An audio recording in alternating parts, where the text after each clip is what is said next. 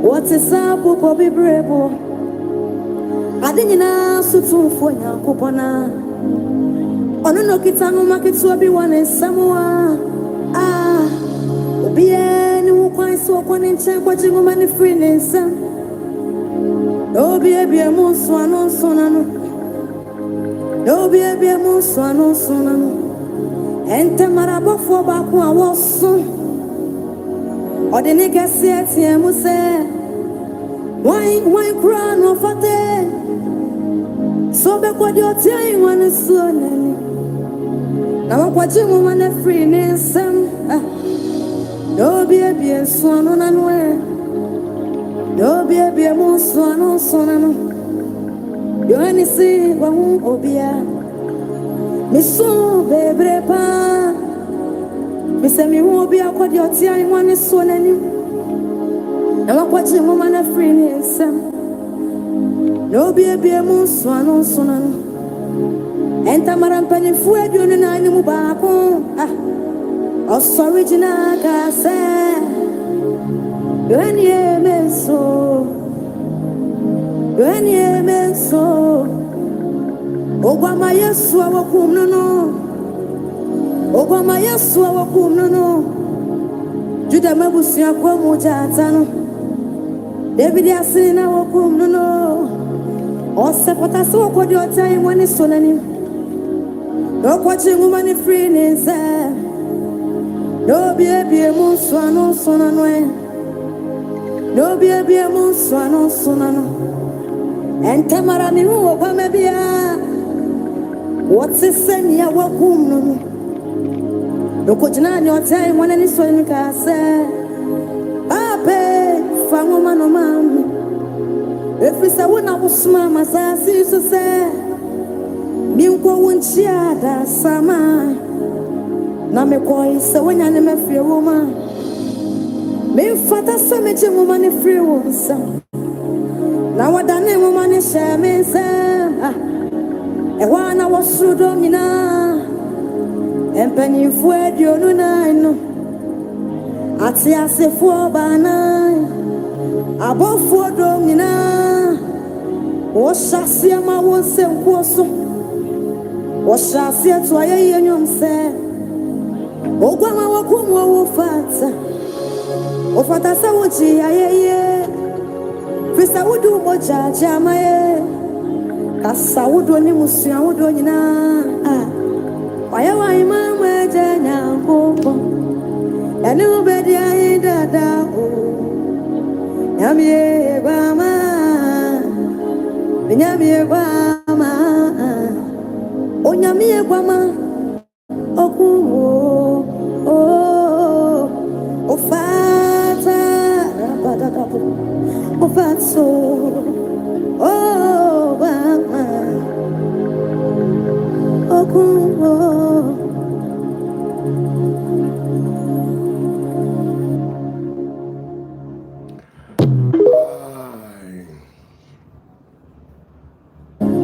Yohania disam it's rain and it's rain Eradia samo chirayense Yohani nawa Asasia ya frene patmos iswano Eradia sentra Yesu Kristo amane wunti Wasi wasrubie man Iwanyi mwafefe bi wasrono mwa Obitia hewanoso Obitia hewanoso Mesura no wa eshe Owe ni monya Owe ni monya Owe ni monya What's the sebo chanambo What's the seko brebo What's the sabu pobi brebo I didn't know so for your coupona. Ono no kitano market to be one in Samoa. Ah, be any who quite so one in check watching woman free nation. Okay, you are highly welcome once again. I believe you are doing wonderfully well. Today happens to be on the 2nd of August 2026. and our scarcity demands. On Sundays like this, we normally meet on this very channel to engage ourselves on an intellectual discourse. So at this particular moment, if you are seeing me on your screens, it's not anything new. I've come to share the word of God with you and us to also do well to answer some of the questions that you have in there. So if you see me, welcome once again. Don't forget to share this live telecast with a lot of people as much as you can, and do well to subscribe to this channel in case if you haven't, and do well to also click on the notification bell so that anytime that we come live, you'll probably get the link and the notification as well. So with all due respect, as scarcity demands, let's quickly go to the comment section and read some of the messages that we have in there. We have a lot of messages, as you can see, as usual. I'm waiting for your own. Grab your keypads, channel all your thoughts to the comment section for me, and I will be very great to have your questions answered, and that is great. Let's see from, I believe all the messages that we have in there are all greetings. So today I'll sum up everything into one and say to you that greetings to you all. Let me look through the messages and see if we have questions over there. Okay, I think they are all greetings as well. It's a complimentary messages and greetings as well. Now, we have our very first question coming from Nanesika, and it reads that you're looking very handsome this evening. Okay, it's a compliment. Thank you very much. Please remember that the teachings about the August. Okay, the month of August. Oh, wow, I see. Thank you. Thank you for reminding me of that. I'll do well to answer you tonight. So, it sounds so amazing. Share the link for me. Share the link for me, okay? Share the link for me.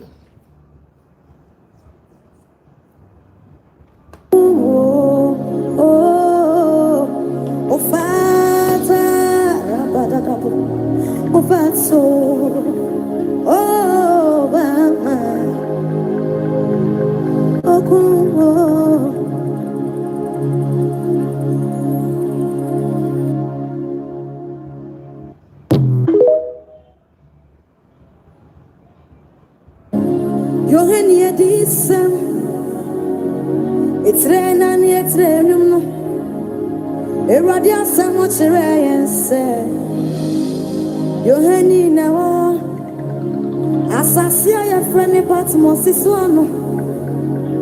Eradia centra. Yesu Christa mani wunti. Wasi wasrubi man. You want to be was thrown on one.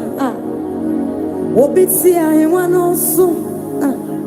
Obitsi I want also. Mr. Uranoa and share. Oh, when you monya. Oh, when you monya. Oh, when you monya. What's the simple chanambo? What's the simple brebo? What is up, Bobby Brebo? I didn't know so for your coupona. On a look at Tango market to be one in Samoa. Be any quite so one in check watching woman free. Please, I'm actually waiting for your questions. I was basically answering some of the messages that I have on WhatsApp. So I'm back.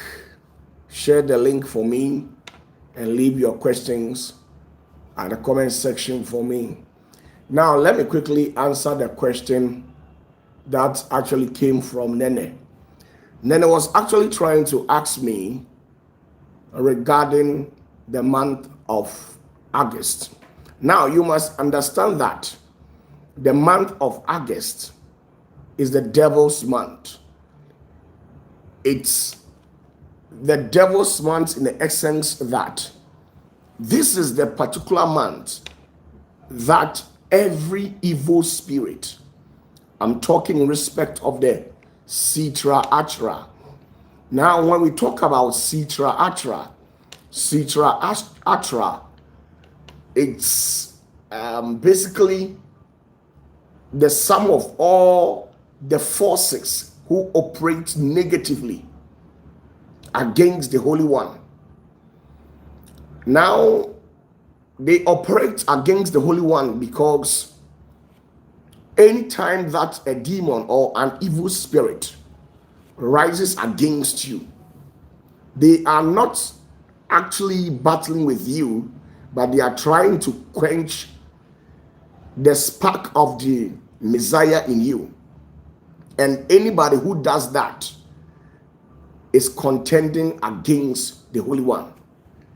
So in this particular month, the Sitra Achra, when we say Sitra Achra, from Satan, Lucifer, Queen of Heaven, witches, wizard, and all evil forces, the jinns, the dwarves, the river deities, the goddesses, the ones who live in a rarefied sphere beyond the moon, the one who lives beneath the moon, that we actually call them as area spirit. Now we have the earthly, which is the Chitonian spirit. Every spirit entity who operates on the surface of this earth, these entities are called Chitonians. Now we have Hydria or Enalia, any single spirit who operates in the sea or in river or water bodies. All these entities are categorized under what we call Hydria or Enalia. So the Queen of Combs, the Marine Kingdom, the one that you probably called as the Mame Wata, Papa Wata, River Afram, Suodensu, and all these forces, they fall under this category. They are all Hydria spirit. Now, apart from this Hydria spirit, we have another entity called Hypochitonia. Now, these Hypochitonia are the forces who falls under the category of all the entities that can be classified as the dreaded deities of the underworld. The dreaded deities of the underworld, who are so feared to an extent that you can only call them by euphemisms. Now, these entities also comprises of those souls that have kicked the bucket, but yet they have not yet departed from the surface of the earth. So we have souls that have kicked the bucket, but they are still operating in the realms of that dimension. Now we have different forces like the Hades and other He-gates and principalities and forces of darkness operating from that corridor. Now, apart from that, we have another category of entities called the Mesophytes. The Mesophytes are probably spiritual forces who are so dangerous to an extent that they probably hate the light, and once they come into contact with humanity, they will devour you, they will shatter you into pieces. So because of that, the Lord has used the spark of the Messiah to tie them, and he has actually thrown them into the bottomless pit. They reside there for a certain period of time, and they have not yet been released, and their time is not yet due. So these entities, they try as much as possible to channel informations to all these dimensions where they hold a particular meeting in this particular month. So the month of August is the month for all evil forces. They do so because 2 months from as I speak with you, they will be celebrating the devil's birthday. And the devil's birthday is actually the Halloween. So right from 31st of October to 2nd of November, August, September, October, November, from 31st of October to 2nd of November. This particular date is meant for the celebration of every evil spirit. That is why we have the Halloween and other sort of festive seasons. They have intentionally appropriated that season for the celebration of all evil entities. Now, within this particular month, if these evil forces are in shortage of any forms of blood, this is where they will refill their blood bank. So pregnant women, in case if the satanic kingdom, the powers of darkness, they are basically in short of pregnant women, their blood, they will refill their tank. If they are in short of baby's blood, they will refill their tank. Every thing that they are in short of, they will try as much as possible to refill their blood bank. If they basically needs the part of any human body, maybe your kidney, your bowels, your intestines, your heart, your eye, or anything of that sort, they will try as much as possible to get some. So this particular month, August, all these things will happen in this month. So right from every year, the month of August is one of the most dangerous months. It is a month that you can't joke with, because those entities, they don't joke with this particular month. They are preparing themselves to enter into the month of October, which is probably October 31st to November 2nd. This is where they will officially celebrate all the forms of festive seasons that they have dedicated for these evil spirits residing from all dimensions. So the reason why that I told you that this particular month, it is very dangerous, so you must be aware of certain things. Now, latest by on the 10th of August, I'll be performing one of the greatest rituals ever. This particular month, I used to perform some rituals just to empower people who have been following me, to support them spiritually. Maybe if they need protection, if they need any forms of spiritual assistance, be it financial, physical, intellectual, whatever that it may be, I always perform some rituals just to dispatch angels to pay a visit to people who are very dear to my heart. So this particular month, there's something spectacular is going to happen. We're going to perform a wonderful ritual, and maybe if you are very fortunate, I will try as much as possible to bring to your attention some of the things that we will be doing.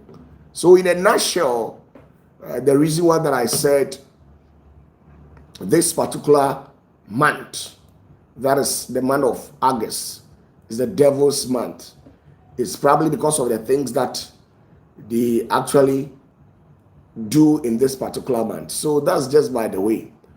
Okay, now let's move on. If you have any question, you can as well bring it on board for us to discuss. Thank you very much. Mr. Me won't be a quad your tea, I want to swallow any. And I'm watching woman a free no be a beer moon swan on sonan. Enter Madame Penny Fueg, you and I know Babo. Oh, sorry, Jinaga said, when ye men so, when ye men so, Obama, yes, so I will come no. Obama, yes, so I will come no. Judah Mabusia Quamujatano. David Yassina will come no. Or Sepata so what your time when it's solemn. No watching woman free inside. No baby, mon son, no son, and when No baby, I'm on Swano Sonano. And Tamara, me who will maybe.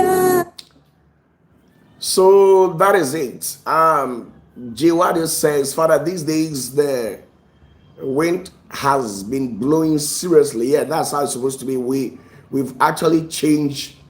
There has been a change in atmosphere. Okay, there has been a change in the atmosphere. Okay, Nanesika says, please. I also sent you a message yesterday. Yesterday alone, I received not less than 4,600 thereabout messages. Yesterday, I received not less than 4,600 thereabout messages, and it's not easy. I've been trying my best to reach the corridors of everybody, and that's exactly what I'm doing. So please, with all due respect, sometimes when I'm very close to the phone like this, now when you send me a message, I'll be able to respond to you. But you see, once I sign out on this particular channel, everything ends there. I must leave everything and pay attention to a different thing. So sometimes when you send me a message and I'm not able to respond to you at that moment, you should remind yourself that I'm not close to the phone.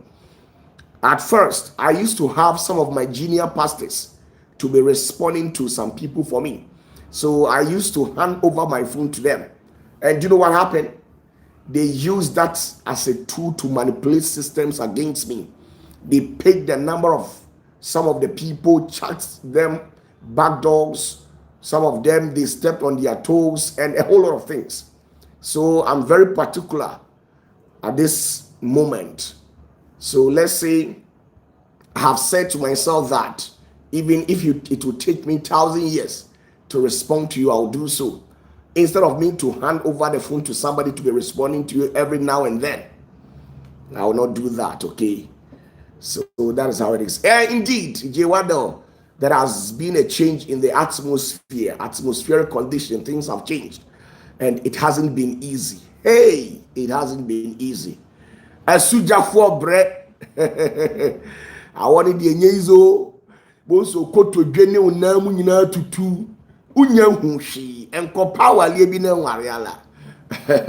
Now let's get back to business. I am OPATAFUOR, whether you like it or not. I still remain who I am. You can't change me. Oh my goodness.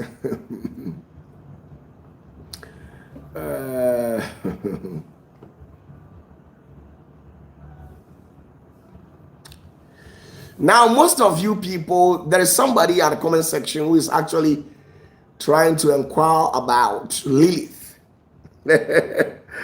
Oh my goodness. One day I'll take my time. She is literally part of the princess, right? The only male who transforms into a female. So at a point in this earthly realm, we see that entity to be she, but in the higher realm, he is a prince.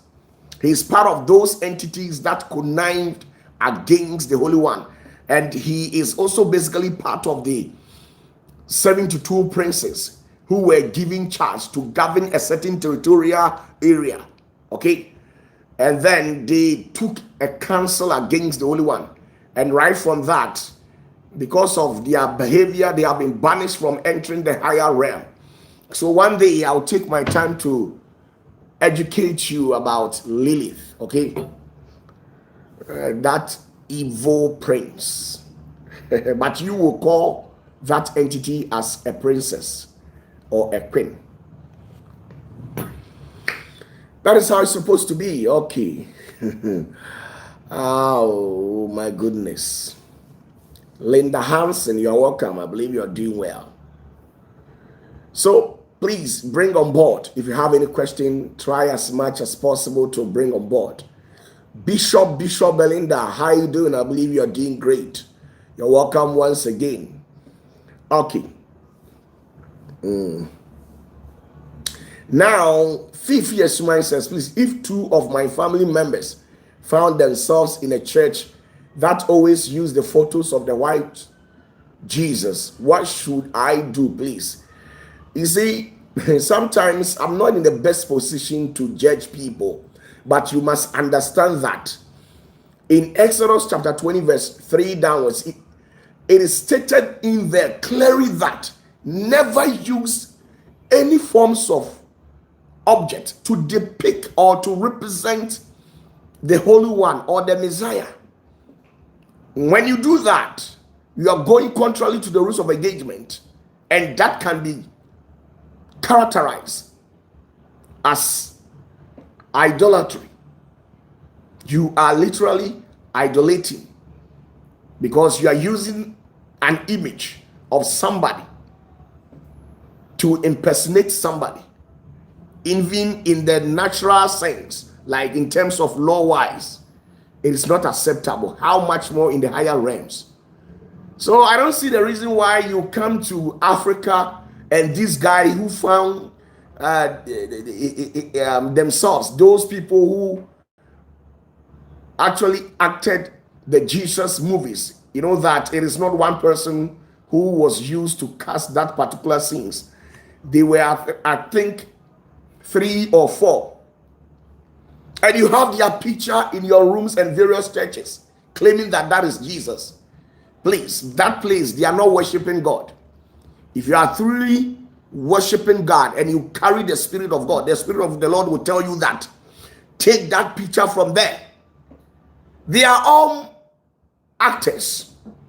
Imagine coming to a church and you see somebody having the image of, let's say, Ajako or Acrobato posted on the wall, and they are bowing to the picture of Ajako and then Acrobato. How would you feel? You see those people to be mad. That is how the white people, they see us. They see us to people who are brainwashed. We are literally bereft of discernment and intellectual acuity, because how on earth will you use somebody who lives in America, in UK, you use their picture to represent your savior, whilst the ways of that person is not strict? They are not righteous. They are neither holy as well. So why would you use the picture of those character who literally was used to represent a character in a movie? Then you have taken that as a welcome. Okay? Me, for instance, I can never tolerate that picture in my house.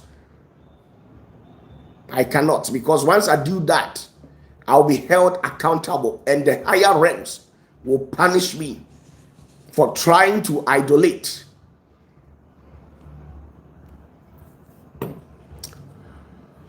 Aaron Babo says, Papa, thank you for the message on Friday night concerning Gehenna, Sheol, and hell. It had been an eye-opener. Okay, thank you very much as well. We have perceived the father as a schoolmaster. Okay, thank you very much. Now, J. Waddell says, please, why did God allow Satan to curse him against Job without any cause? You see, the father didn't do anything. You see, you have been made to believe certain things to which it is not real. You see, the entire system is engineered in the way that it runs through systems, the entire cosmic world, with that of we human realms, everywhere that is literally being created by the Holy One. That particular region is being governed by laws. Okay? So Satan, as you people called him, but I called him Semai, he literally knows the law more than you people. He knows the law. Satan doesn't have power over humans. The Holy One has stripped him naked before us. He is literally incapacitated in the presence of human. But the reason why it looks as if Satan has an upper hand on we humans is because he knows the Torah, he knows the law. And you humans, you don't know the law. So sometimes he always manipulates the law against we human. Now, when you read Matthew chapter 4, when Jesus went to the desert to fast, the very moment he recovered from the fasting, the devil approached him. Now, did you see the devil exchanging powers with Jesus Christ through the banter that they had? Did you read from any scripture that the devil threw he threw power at Jesus, and Jesus also did the same thing? When they engaged on that level, it was about the law. The devil quoted, "It is written," and then Jesus will also quote, "It is also written that." So you see, their conversation was all about the law. So how well do you know the law? You are literally being vulnerable because you don't know the law. The laws of nature, the laws that governs the entire cosmic realm, you don't know it. And because of that, Semai knows it and knows it well. And he has literally mastered everything. So he uses the law against humans. And that is it. Me, for instance, I know the law. I have studied the law. I have the laws at my tips. So if the devil decides to take me to an upper realm, it's a matter of responding to them, because I have my lawyers there. You don't have the lawyers. That is why you have me. You have OPATAFUOR. So once you are close to me, if the devil tries to use the law to manipulate you or to intimidate you, then we also deploy judges. We have a lot of judges in the higher dimension. So we deploy the judges against the devil. But you don't have lawyers. You see, Jesus knew the law. Jesus knew the law. So when the devil quotes, then Jesus will basically recounter him by quoting the same law. You see, so in the existential realm of humanity, it is not about power. We only exercise power and authority against these feeble demons who normally takes on the form of a different entity. I've already told you that these demons, the lesser ones, they are sometimes animalistic. They take on the form of animals. Once you dream and you see a serpent, that is literally a snake, a cow, a lion, or any form of animal trying to hunt you down in a dream, you should understand that it is not that particular animal that is trying to hunt you down, but rather it is the devil who has actually taken on the form of that particular entity to hunt you down. Now, don't forget, in the book of Genesis, you see that Semai tried to impersonate the character of the serpent by transfiguring into the image or nature of the serpent. So the Holy One was angry because why did the serpent allow itself? Why did the serpent allow itself? By allowing Semai to tap into his image and using his image to tempt the woman. You see, those lesser entities, we play with them, power to power, authority to authority. But in the higher realms, my dear, in the higher realms, in the higher dimensional order, we deals with law.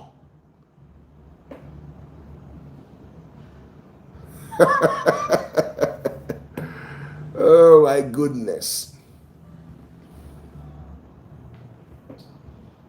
You people don't know anything about Jesus. You literally don't know anything about the law. You don't know anything about the law. You only go about going to church on Sundays. You give your offertories, pay your tithes, you do your kofini ama, and then you close, you come back, you share the grace. What happened next? When you went to the church, were you being fed? Was there a revelation? Were you given a mystery? Because you cannot survive by power. You can only survive by law. It is only law that sustains a given society. It is only law that sustains a given country. Ghana is being sustained by law. If hadn't been the upper hand that law has on this country, in fact, there are some people who would have rendered this particular country apart. You know that. How would you be able to bring the criminals in society to justice? You can't do that. But we are able to bring certain individuals to justice because we have the law at play. Okay? So you don't know the law. You don't know the law. I know the law. So it is not possible for the devil to defeat me. And the law is there. If you are willing to know, I can teach you to know the law. And the law is what we call the Torah. The Holy One gave the Torah to Moses. And the Torah was handed down to Moses. And through the Torah, the Holy One governs the entire existential realm of humanity. So what else? You must understand the reality of lives and how things works, okay?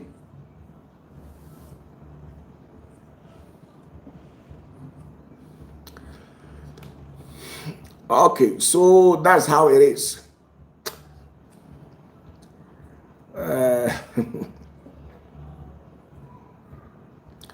Japhet says that, please, prophet, is the law in the Bible or is it something you can only obtain spiritually? Well, there are some of the laws that you can get in the Bible, and some of the laws too you can only get it when I have given you the merit.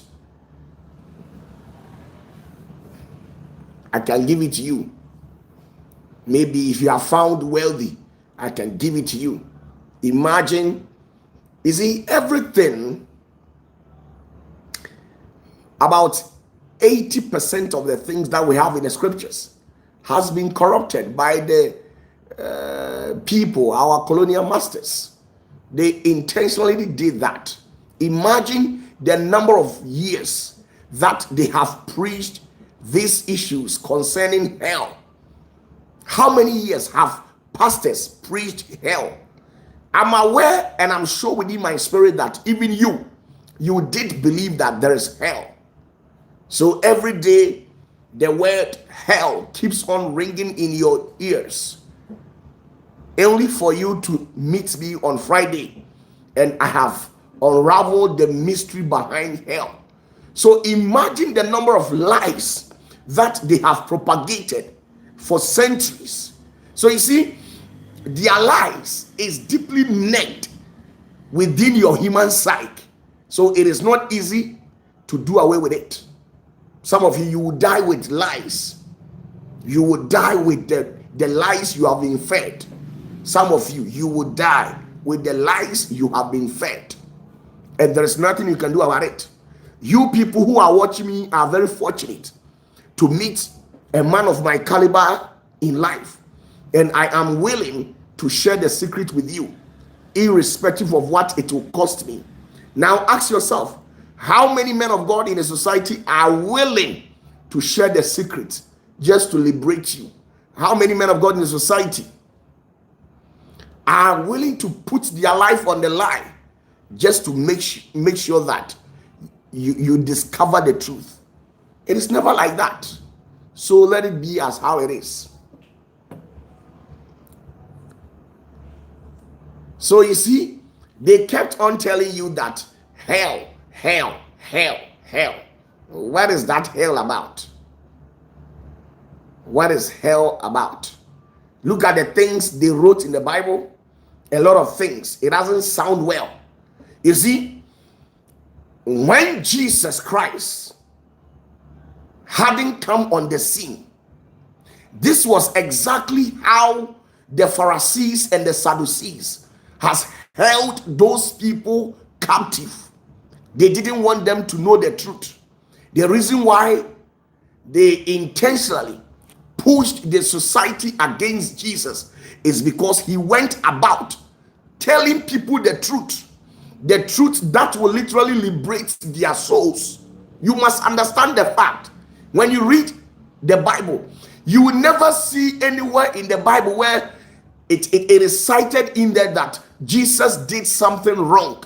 But you see, all the hatred they mounted on Jesus was because he was speaking the truth. He was telling them that, no, all what you have heard, that is not exactly how it is. And they didn't like it. So they have to connive against Jesus. And that is it all. Okay?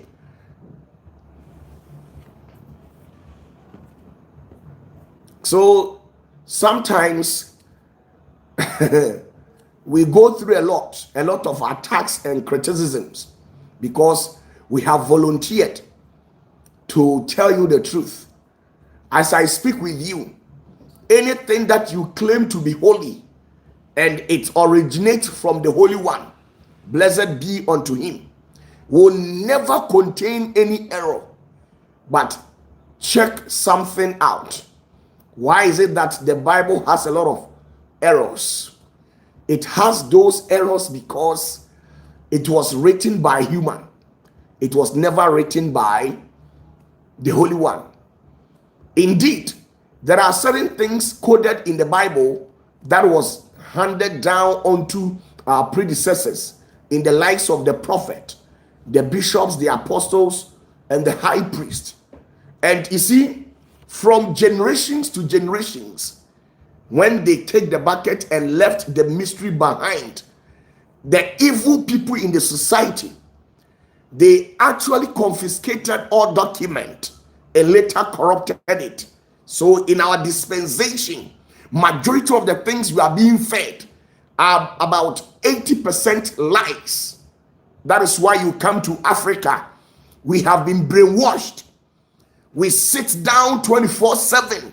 We go to church. We are always found in temples praying to the Holy One. And yet still, Africa has not been developed. Now, if anybody singles his or herself out to speak the truth, you see that these very brothers and sisters who hails from the corridors of Africa, they will gang up against you. They will level all forms of accusations against you. They will say you are a demon, you are a false prophet, you are this, you are that, you are this. You see, you are trying to. Now, when I sit down and ascertain the things that our slave masters have done to us, I don't think that we can get hold of certain things because we have been nailed to an extent where we have become like a snake that has been hijacked by a trap, and you being a human trying to release that particular snake. Now there is 50-50 danger where if care is not taken, you can be bitten by the serpent or the snake, or you can go scot-free after saving that particular serpent. That is how our life has become. You see people hiding behind scenes, agitating, inciting people to come after you because you are feeding the society with the truth. So we have about thousands of people in our society who literally knows the law. They know the law. They know the law. But you see, they can't come out and tell people because they fear for themselves. Their lives are at risk. Their lives are at risk. As I speak with you today, there are people who still hold on that the Bible was written by the Holy One. No matter what you tell them, they will debate issues with you. So you see, such people, you can't liberate them. Now, one thing that I've learned is that you can never set anybody who glorifies his or herself in ignorance. Somebody who has gone to a level where they glorify themselves in ignorance. You can't help those people. At the end of the day, they will tell you, you are a demon, you are Lucifer, you are Satan, you are this, you are that. You see? But you see, Jesus was able to prevail against the devil because he knew the law. It wasn't about power. And the law is the word of the Holy One. Once you know the law, once you know the word of the Holy One, it is very difficult for the devil to prevail against you. The powers of darkness, they always want to make sure that we don't discover anything new about their kingdom. And by virtue of that, we become powerless. And once you are powerless, you are incapacitated spiritually, and they can prey over you easily. And that has been the norms of the day. When it comes to the continent of Africa, 2 hours prayers, and at the end of the day, it will not yield any positive dividends. Now, after that, you still go to China. They don't care about your so-called God. The Chinese people, they don't care. Still, they are suffering. You see, we are calling on to America, we are calling on to UK, we are calling on to these advanced countries for help. Still, we are not progressing. Okay? So sometimes, at the end of the day, you realize that who is the man? Who is the man among us to volunteer and shed light onto the things that we have been fed with? So it's just like that, okay? Oh, please, with all due respect, okay? Everybody has the right to share their opinion at the comment section. So leave the person who is operating behind the name Esther to be sending those ignorant messages. I know those people who are watching us are probably matured, okay? So don't pay attention to that person.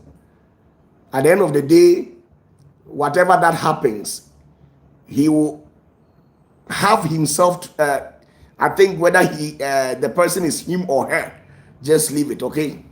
Sometimes you think it is a woman, but maybe it's basically those enemies that doesn't want you people to know the truth. You know that today that have come out to throw light on the dark things that they are doing behind scenes, we have literally had an ignorant and a tout, an imbecile at the comment section misbehaving. Just leave them, let them misbehave, okay? Let's move on. Okay, somebody has thrown in another question.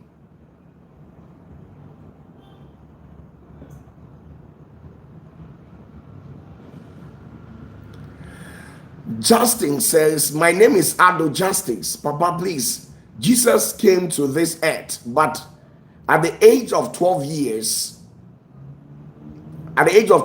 going, we cannot see Jesus again until 30 years. Where did Jesus go? I think that's exactly what Mr. Ado Justice is trying to ask. My goodness.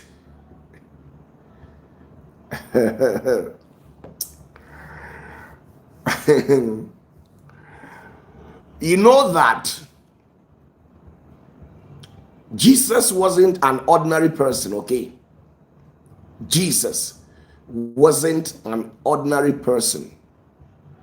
And one thing you must understand is that Jesus was well educated, highly advanced intellectually. So you must get that. So from the age of 12 to the very 30, he was actually in the process, in the pipeline. He was preparing himself for the greater task ahead. A lot of things transpired, but I don't think that it is worth it for me to disclose it. I've once disclosed what actually happened, but with all due respect, okay, so let it be. So that is it. Thank you very much. If you have any question, please just bring the question on board. Oh, don't mind that person called Esther or whatever. You know, those people, they are brainwashed and they are blind in society. It's either the person is he or she hiding behind an account to misbehave. So just leave that person and then pay attention to what I'm saying. Okay, so just let them be. These are the sort of people that are literally bereft of discernment, and everywhere that they go, they show themselves. The ignorance they have, they portray it. Because in the natural sense, even if you don't have sense at all,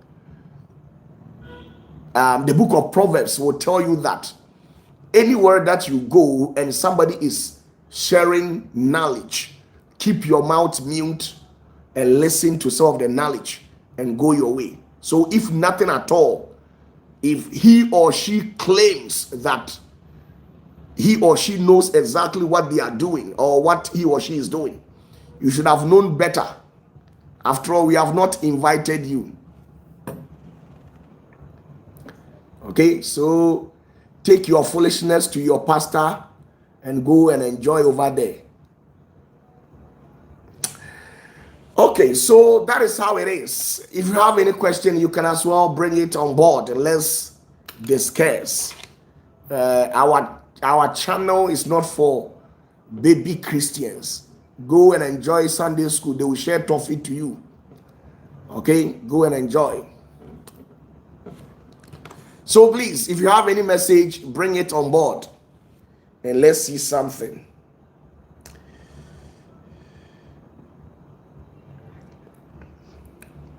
Sawudoni musia wudoni na waya wa imama janya popo yani ubedi ai dada o nyamie gwama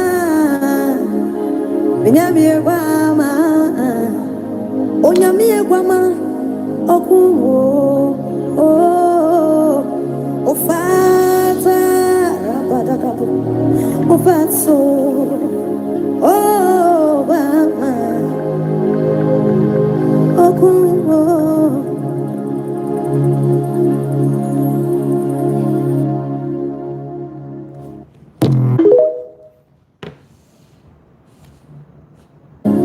Yohani edisem etrena ni etrenum no eradia samo chereyense Yohani na wo asasia ya frene patmos isuano eradia sentra Yesu Kristo amane wonsi wasi wasrubie man iwanyi. Now, there's a question coming from Ebenezer Dunya, and it reads, Papa, please, can you give us one law per meeting, please, so we can learn, Papa? The law, it's a lot, okay? It's a lot. That's what you have to understand. Now, let's see something from Matthew chapter 4, because Jesus knew the law. When the devil had an encounter with Jesus, according to the book of Matthew chapter 4, verse 1 downwards, it wasn't about an exchange of powers, but it was literally about knowing the law. Now let's read something out. Now Matthew chapter 4 verse 1, and I read, Then was Jesus led up of the Spirit into the wilderness to be tempted of the devil. And when he had fasted 40 days and 40 nights, he was afterwards hungry. Okay, now you must understand that King James literally has some grammatical errors in some of the things. So bear with me and try to grasp whatever that I'll tell you. Now let's move on to verse 3. And it reads, and when the tempter came to him, he said, if thou be the Son of God. Listen, the devil is quoting the law. The devil is quoting the law, but in other way manipulating the law and using the law to dare Jesus for him to be compromised and fall into his hands by yielding obedience to his voice. Now, the devil was able to ascertain and realize the identity of Jesus. And when he discovered the identity of Jesus, this is what the devil said to Jesus. He said that, and when the tempter came to him, this is what the devil said, if thou be the Son of God, command that these stones be made bread.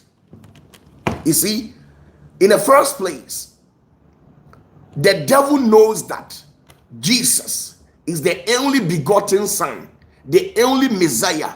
Through him, we have the light in the world.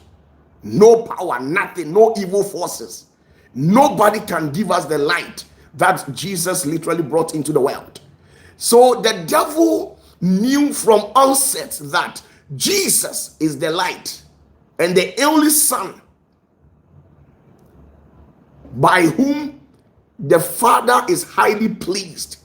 So he said that if you know you are the Son, that is law. That is directly from Torah. He knows it. He knows that you are the Son. He knows it. Now listen to what happened. Verse 4, but he answered and said, it is written. It is what? Written. Listen to what Jesus also said back to the devil. Jesus never exchanged powers with the devil, but it was all about the Lord tempting the Lord to know if he really knows the law. So he said that, but he answered that he in this context is Jesus Christ. But Jesus answered and said, it is written, man shall not live by bread alone, but by every word that proceeded out of the mouth of the Holy One. He knows the law. He knows the law. And the Messiah also knows the law. So at this particular moment, we can say that they were at the court. They were at the court. The devil threw the law at him. And then Jesus responded by quoting the law. And then Jesus emphasized that it is written. It is written where? It is in the law that man shall not live by bread only. Man shall not live by bread only. So how many of you people have been tempted by food and you actually fell? How many of you people? How many of you people were tempted by food and you fell? Some of you have been hearing some voices in your ears which keeps on telling you that fast, fast, fast. But you keep on postponing because you have a certain soup. You want to kill the soup in the fridge. This one you're not going to consume it. You're not going to eat it. You want to kill it. You want to kill it. Kill the soup before you fast. Even after killing the pot of soup, something comes up again. So you can't fast. Oh my goodness. You can feel that. You can feel that in your spirit. How many of you people are feeling that heat, that fire? How many of you have that thing in you which keeps on ringing in your ears that go and fast, but yet still you cannot fast because you have been hijacked by a certain entity which keeps on whispering into your ears by telling you that wait, next week, then you do it. The next week will eventually come and you postpone it. So you see, this fasting thing started early beginnings of this year, and you have postponed it to this time. Even as I speak with you, you have totally blown it out of your mind. When we talk about fasting, you don't want to do anything. So you see, Jesus in this context was referring to the devil that man shall not live on bread only, but anything that comes from the mouth of the Holy One.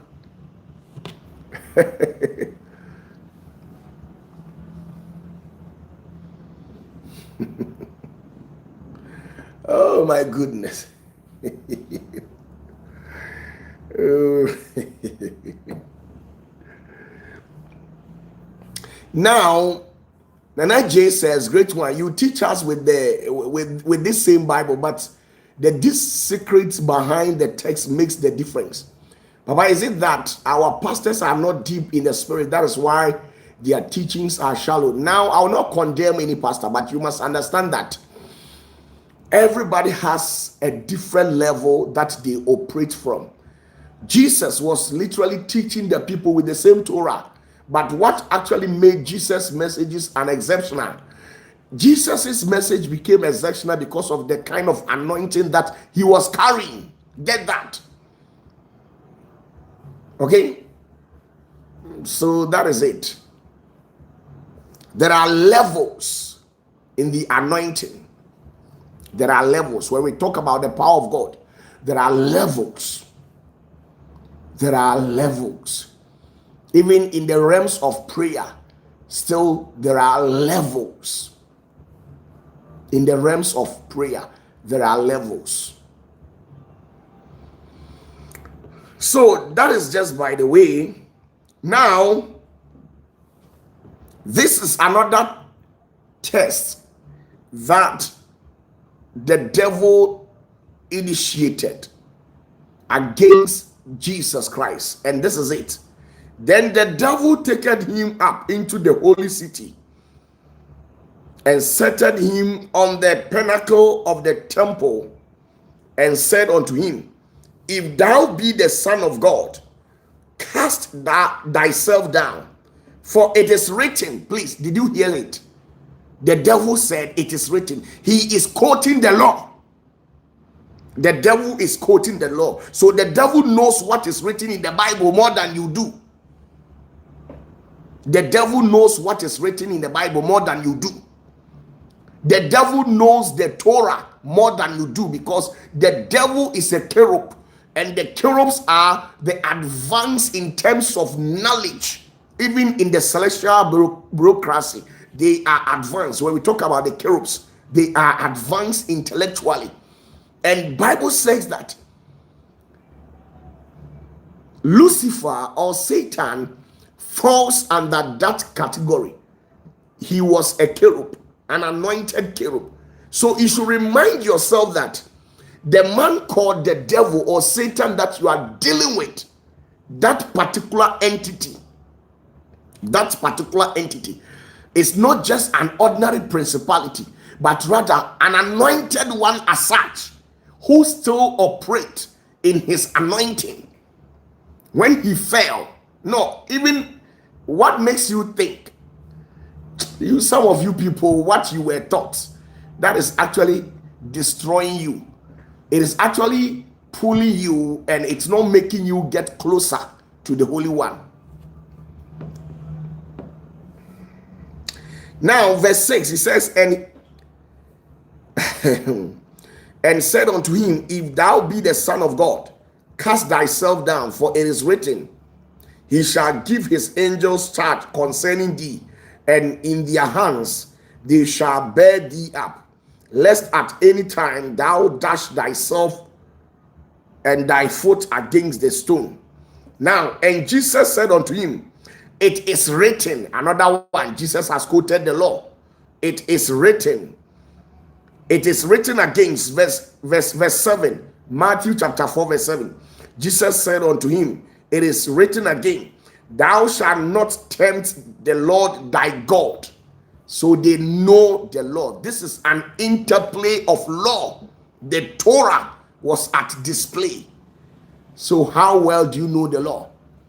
You think you have read the Bible from Genesis to Revelation. So that is it all. Even in the same Bible, it tells you that not all the things that happened in the lives of Jesus were recorded in it.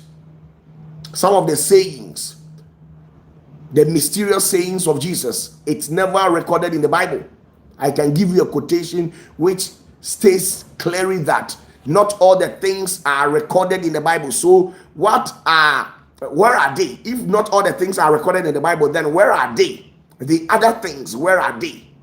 This is by logic. You should understand that not everything that happened is coded in the Bible. Even in the same Bible, it actually made references to different books. So where are the books? The Bible itself made references to other different books.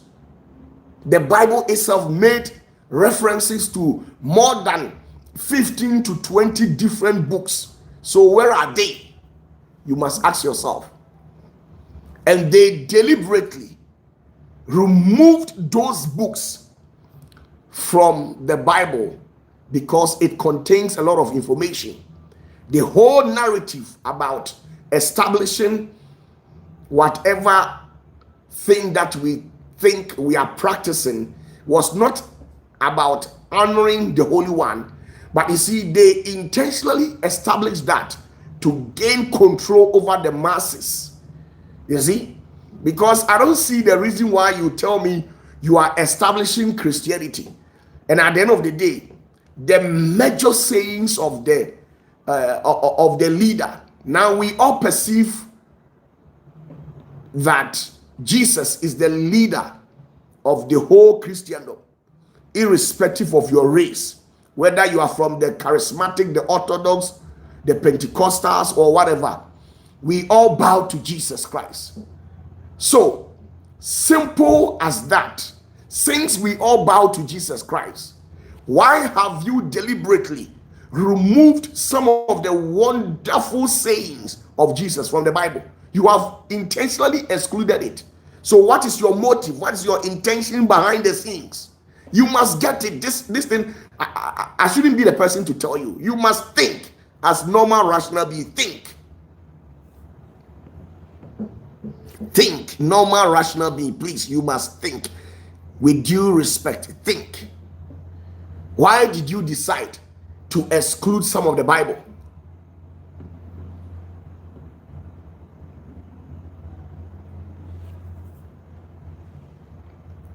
Okay? So it's as simple as ABC. Doreen Sewa says, my Lord, please reserve this for the gathering of the adults. Else the Sunday school students here will misquote and misinterpret you. Let them do it, okay? After all, nobody needs their consent. Anyhow, you represent me. I accept it. You can even say I'm the one sent to the world to bring an end to this world. Or you can even step it up a little bit by saying that I am the devil and I accept everything. Because at the end of the day, when Jesus was teaching and feeding the people with deep mysteries, they said he is from Beelzebub. They said that to Jesus right in his presence. So there is no news if you tell me that I'm not from God and I'm sent by the devil. At the end of the day, I don't need validations from you. I am still who I am. Okay? You cannot do anything for me to bury the truth under the carpet. I'll go ahead and spill the truth out. And everybody with logical reasons will attest to the fact that what I'm telling you is of the truth. If the Bible that you have put in your whole trust in tells you that there are other books which were not added, what should come into your mind? Then it means the Bible is not complete. Okay? Apart from knowing the Bible, the major thing that every believer must sought after, the major thing that every believer in this world must sought after is not the Bible. It is the Holy Spirit. Because when you have the Holy Spirit, nobody can kill you, nobody can intimidate you, nobody can bully you in the rest of the spirit. But when you know the Bible from Genesis to Revelation, okay, when you read the Bible from Genesis to Revelation, and then at the end of the day, you don't have the measure of the Holy Spirit in you. Somebody can just perform some simple tricks, simple rituals, and just take you from the surface of the earth. Have you asked yourself why people claim to be Christians and then they keep on kicking the bucket every now and then? Today you see somebody has died, somebody is this, and these notorious criminals who hails from the powers of darkness, they are still living and enjoying life. The grandmasters are there. Why? Because they understand how this world operates. And we believers, we don't know anything. We go about attacking people, criticizing people, launching false accusations against people. It is found everywhere. And this is our lifestyle. This is our lifestyle. This is our lifestyle. We normally go about attacking people for no reason. You are teaching them the truth. They don't know the truth. Instead of them to keep their mouth mute and listen to you and pick it from pick the tangibles in it, they will say no. You see them spewing out nonsense. You have to accept that. Now, let's assume I have $60. Please, let's make this analysis. Let's assume I have $60. Now, when you came to me, you try collecting all the $60 from me. And in the process of collecting the $60 from me, I made a statement that the $60 that I have on me, that is not all the money that I have. Please, right from this statement that I have made, what should tell you? What should come in your mind? With all due respect, I need people with logical reasons. Now you came to me. I have $60 in my pocket as at that moment. Now you try taking all the $60 from me, and I went ahead making some statement that even with this $60 that I have in my pocket, I have another money elsewhere. What should come in your mind? I need somebody to answer me. A sensible person should answer me that. I'm waiting for answer at the comment section. Obama Yesu awakum no. Obama Yesu awakum no. Juda mabusia kwa moja atano. David asina awakum no. Osepota so kwa diota imwani solani. Dokwa chinguma ni free nisa. No bie muswano sonano. No bie muswano sonano. And Tamara mi wo kwa mebia. What's the same ya wakum no. Doko jina nyota imwani solani kase. Ape fango mano mami. Every Sawana was Mamma says, so say, Nimko won't share that summer. Nameko is a winner and a free woman. Me father summit a woman a free woman. Now what done a woman is sharing, sir. A one I was through Domina. And penny for you, no. At the Ase for Bana.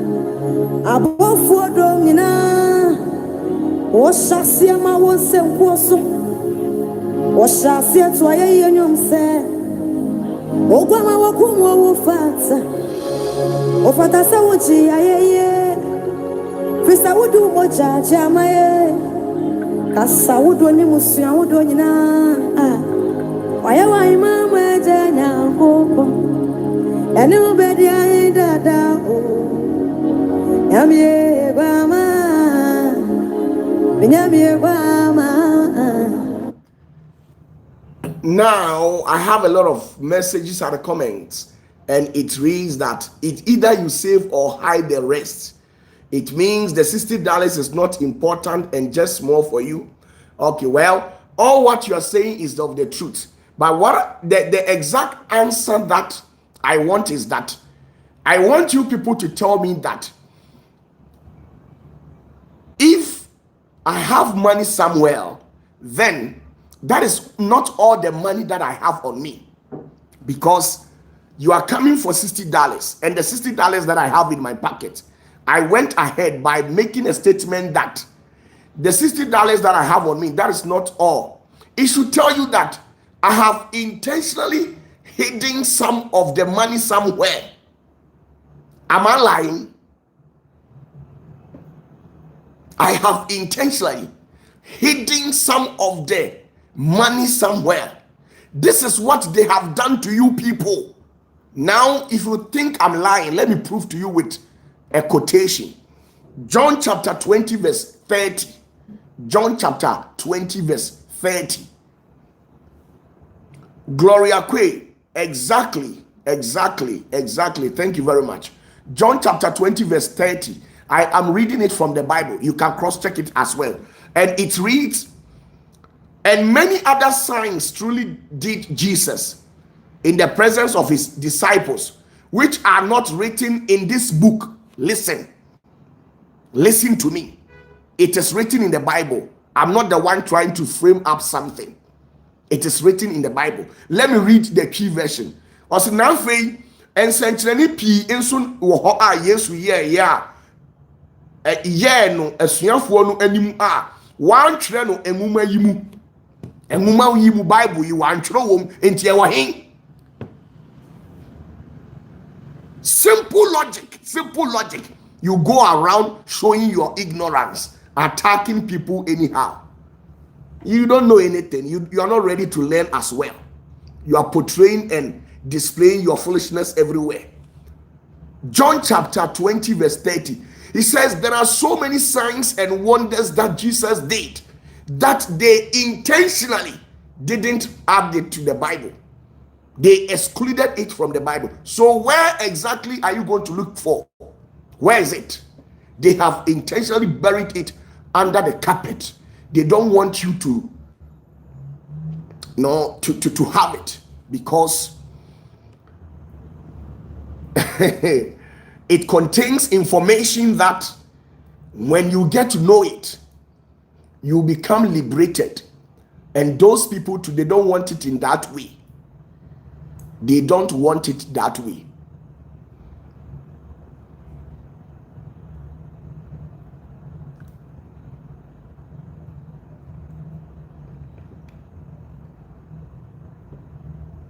Please, with all due respect, if John chapter 20 verse 30 has said this, then you should remind yourself that the informations you have in the Bible, it was intentional, but it doesn't necessarily contains every little thing that Jesus did or all the apostles did.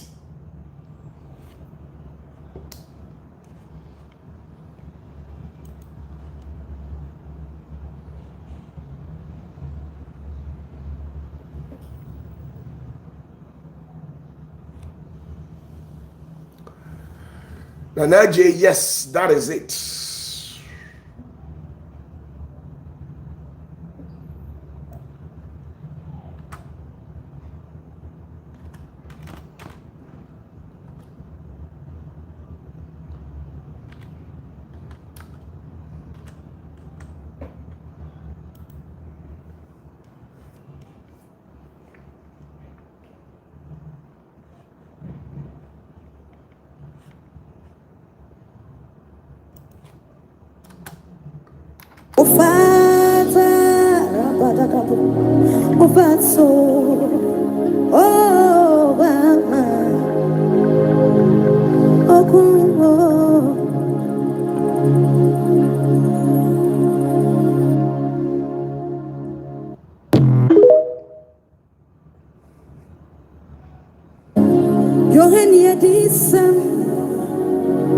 It's raining, it's raining.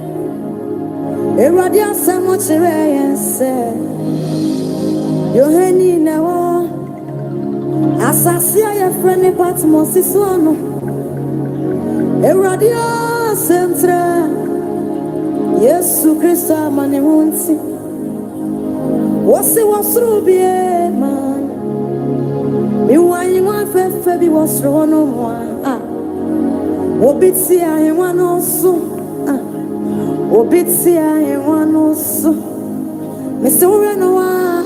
Please, with all due respect, let's see something. Let us see something in 2 Samuel chapter 1 verse 18.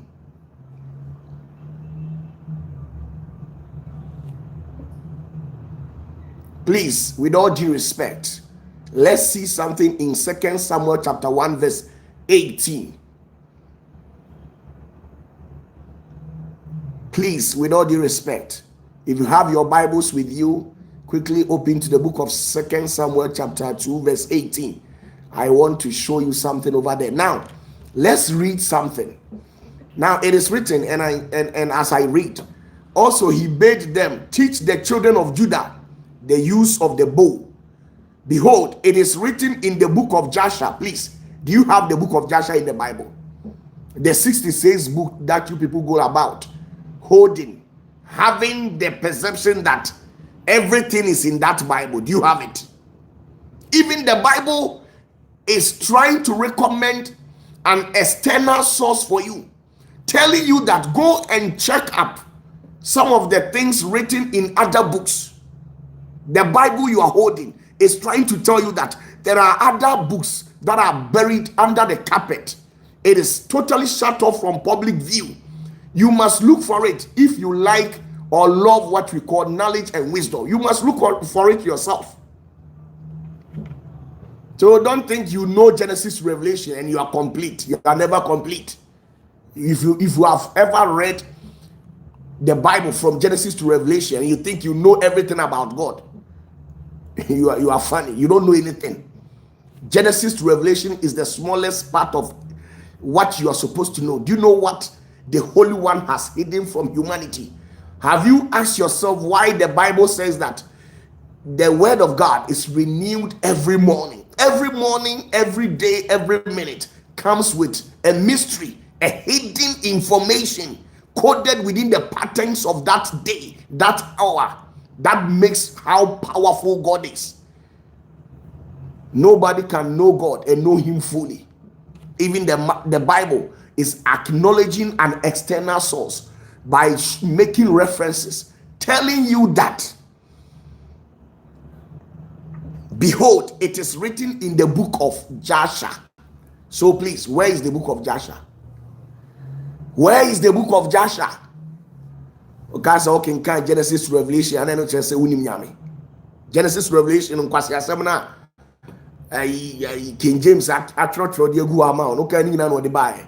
Omo sheda yi bi firi mu say we de omo mamu. I'm not saying that the Bible is no good. No. That is never what I'm saying. I can never say that. If I say that, then I am blaspheming Christianity, Jesus Christ, and the Holy One.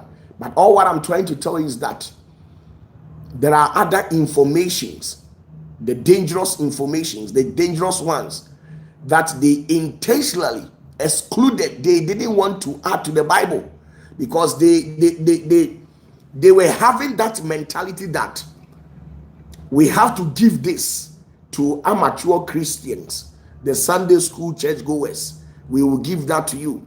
And those who loved wisdom, knowledge, they should step up a little bit by spreading their wings to other external sources to do their findings very well.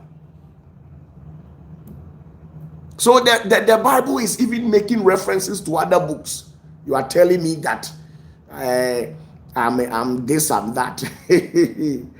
Oh, God bless you all. I love you people, okay? Just that sometimes there are some people, they talk out of ignorance.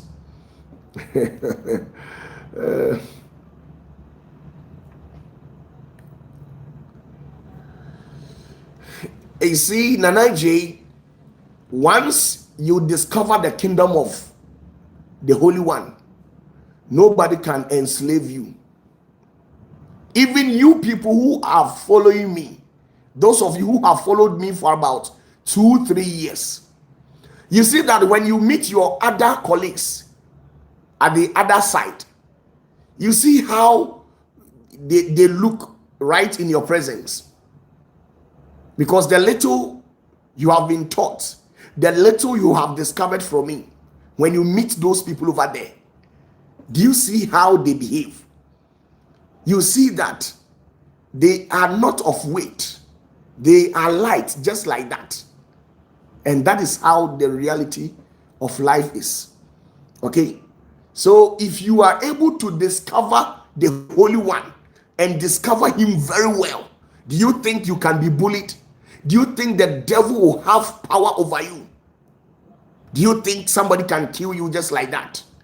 Do you think somebody can hide at one corner and make pronouncement against you and it will work? Do you think somebody can curse you and it will come into fulfillment? They intentionally buried all this information under the carpet just to make you incapacitated and look vulnerable in their eyes, and that is it all.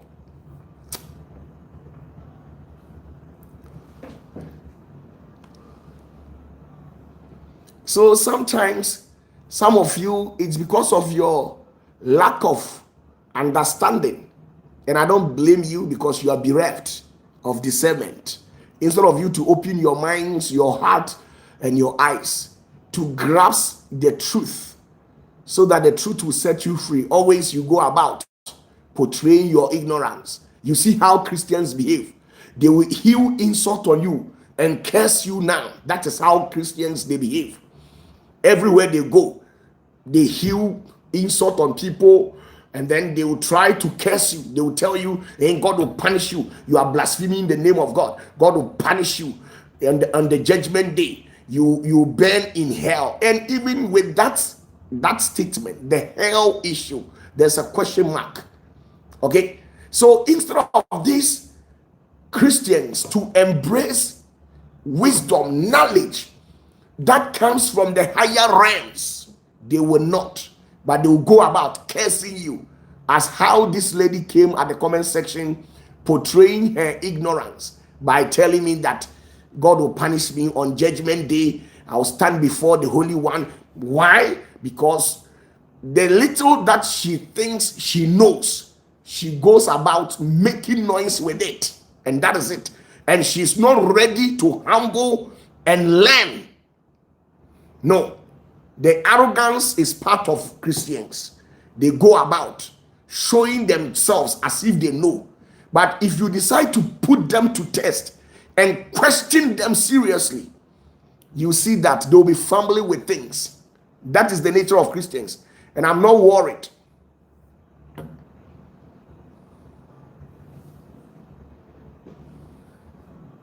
Okay, so you must understand that we must study and prove ourselves, and by virtue of that, we can win more souls.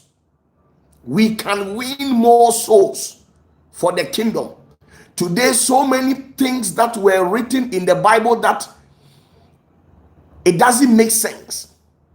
Sometimes, if you are to reason up, you see that there are certain things that they coded in the Bible that doesn't make sense. But you see, we have been made by our spiritual teachers, which is probably the bishops, the apostles, the prophet, that we shouldn't question God.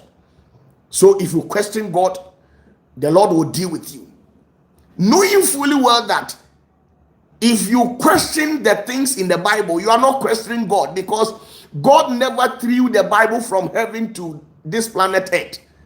They sat down, took a counsel, and at the end of the day, they arrived at a conclusion, and they generated the Bible, brought it up by piecing together from all holy sacred books. And then they agreed on that. This is what we are supposed to give to the public. The rest of them, let's bury it under the carpet, and that is it all. So today, you see a Muslim having the guts to put question to you as a Christian, and you'll be fumbling with things because you don't know anything. The little you know, you cannot use that to answer the Muslim.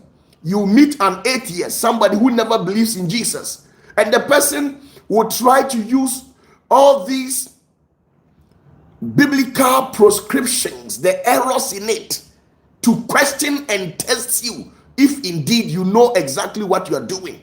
And then you see a believer fumbling with things.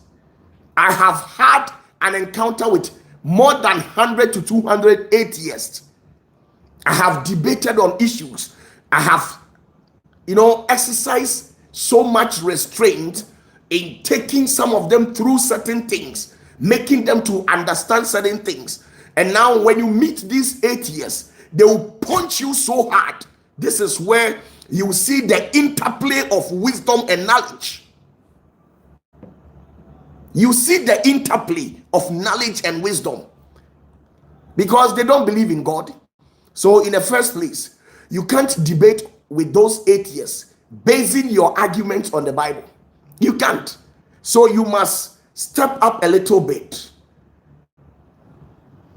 And the Christians today don't care, because they have been made to believe that we're tiabon samso, we're hiriwa kosoro, we're tutuo bako pay. Oh my goodness. Oh, blessed be unto the Holy One. He is indeed to be honored. He is indeed to be honored. Of course, I really love the Holy One. He is indeed to be honored in all dimensions and angles. Oh.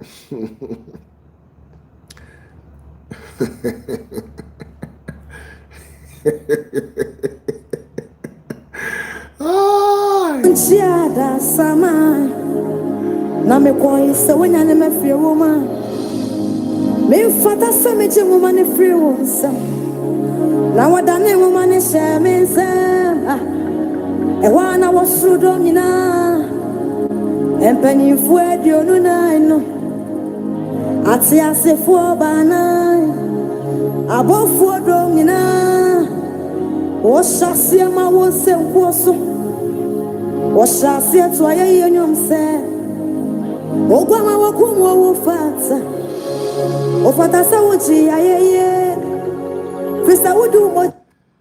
Now, with all due respect, do you know that it is written in the Bible that our beloved brother Joshua, he prayed and the sun stood still? Have you heard this particular story? Have you heard about this particular story? Our beloved brother Joshua, he prayed, and then his voice was heard in the higher realms, where he was able to make the sun to stand still. Please, have you heard about that story? Now, do you know where they took that particular story from? Do you know where they took that particular story from? And then they brought it into the Bible. They took that story from the book of Joshua. And then the saddest aspect of it is that when they were doing cut and paste, they never pasted the full story. They never told us what actually transpired that made Joshua to make the sun to stand still. They never explain things into details. Now let's see something. Joshua chapter 10 verse 13. You can cross-check things yourself. And the sun stood still and the moon stayed until the people have avenged themselves upon their enemies. Is this not written in the book of Joshua? So the sun stood still in the midst of heaven and hasted not to go down about a whole day. Now, the Bible is also making a reference at the same time, telling you that this particular story you are reading in the Bible, it was taken from the book of Joshua. Okay? So they just cut the neck, pasted it in the Bible without giving a biblical explanation into details. So sometimes you sit yourself down and ask yourself so many questions. Some of the things that they wrote in the Bible, why is it that sometimes the things doesn't make sense? Why? You need to study to prove yourself, because in this dispensation, in the year 1900, the people that we had as at that time, they were not questioning certain things. You just tell them anything and they'll believe it. But let me tell you, in this cybernetic era where AI is highly inclined in the society, the children who falls under 18 years, they are highly inclined intellectually, technologically, in terms of computer wise. So they will question you. They will question you. I'm telling you the truth. In the 1900, 1800, 1700, anything that you tell people, they will blindly follow you. But in this dispensation, you know, the reason why Christians are finding things very difficult, because they are not able to explain themselves into details to this generation, because this generation, they need a proof. They need a proof. One day I was just discussing something about somebody regarding Jesus.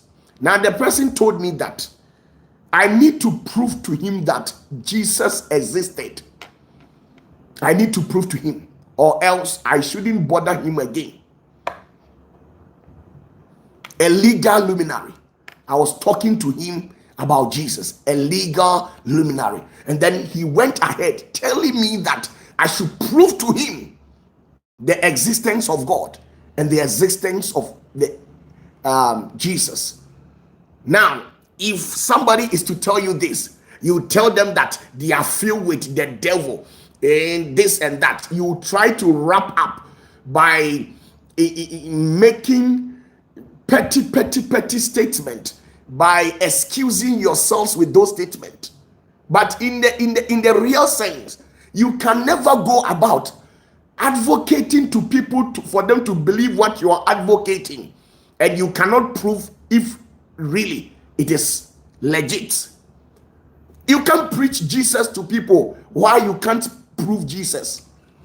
You can't advocate to people that the Holy One exists whilst you know within yourself that you can't prove. You are a joke.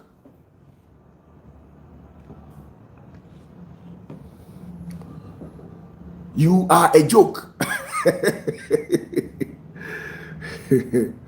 Now, this legal luminary that I'm talking about, after he said I should prove the existence of Jesus, then I took to myself to show him how to go and pray. I only begged him that if only he will accept to pray the kind of prayer that I would teach him. Then he accepted that. Then he started praying that prayer. The first day, nothing happened. Second day, nothing happened. Third day, nothing happened. Fourth day, nothing happened. Fifth day, nothing happened. On the seventh day, now this man, this legal luminary that I'm talking about, now he went on his knees and then he started praying, saying that this is the last time. If he does not see anything, he will assume and accept the fact that All these things about Jesus, they are mere illusion and is a made-up story. Now, do you know the wonderful thing that this legal luminary experienced? On the 7th day, he said he has finished bathing, dressed up, and then he just knelt right in front of his bed, just like that. And all of a sudden, he felt dizzy. So it's like he was relaxing and in a trance. He was taken to the higher level of zenith of heavens. And then he experienced something over there. He met a man, and the way the face of this man was shining, he has never experienced that. He saw to himself with his own eyes in the vision, where there was thunder striking just like that, and where different creatures of beings were bowing to this particular being.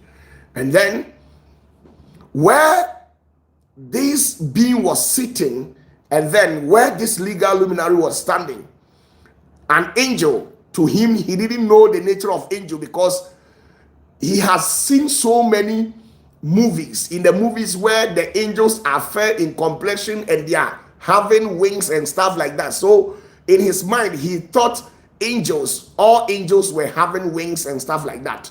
Then he saw an old man with gray hair approached him. And then the old man said, "You said the one to whom the wealth has been given authority, the one to whom his grace redeemed this generation. You are saying he doesn't exist. Have you seen for yourself? Go and tell the world that I am coming very soon. I am alive.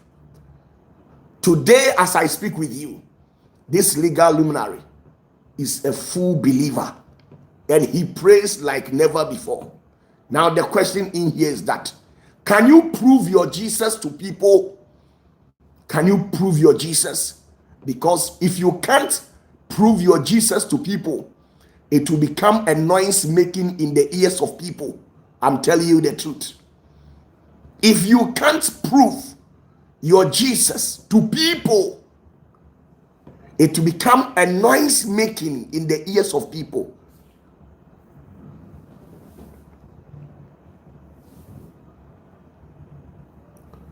You think in this dispensation, you can cook up a story and tell your daughter or your son and go scot-free just like that.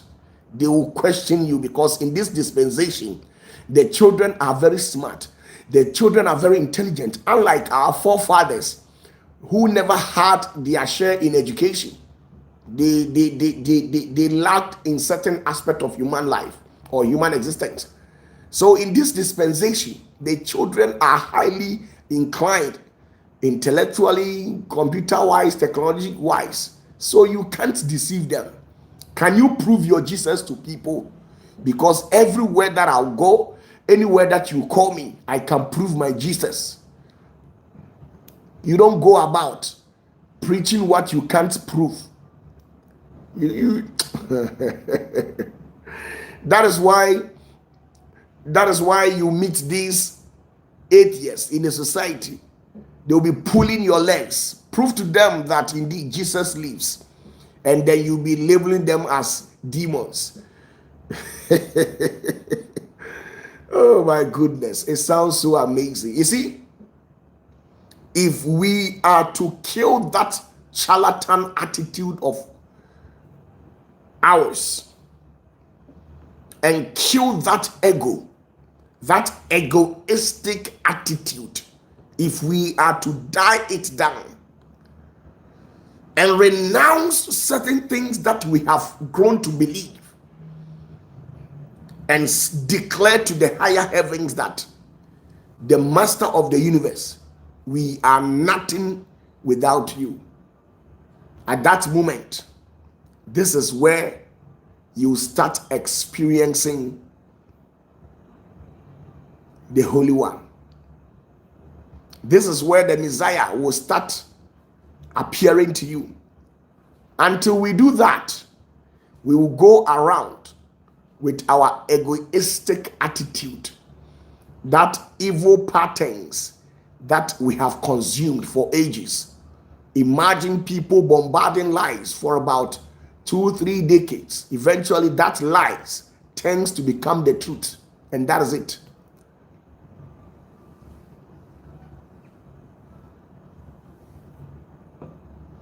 Prove it. If Jesus lives and you can't prove it, you go about labeling the person who told you to prove Jesus that the person is a demon, he is Satanist. He is not Satanist, because everywhere that Jesus went, they asked him to prove the existence of his Father.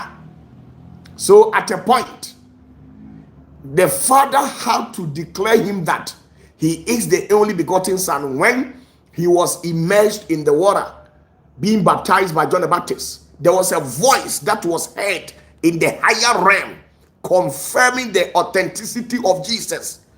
He has proved at that moment that his Father is there.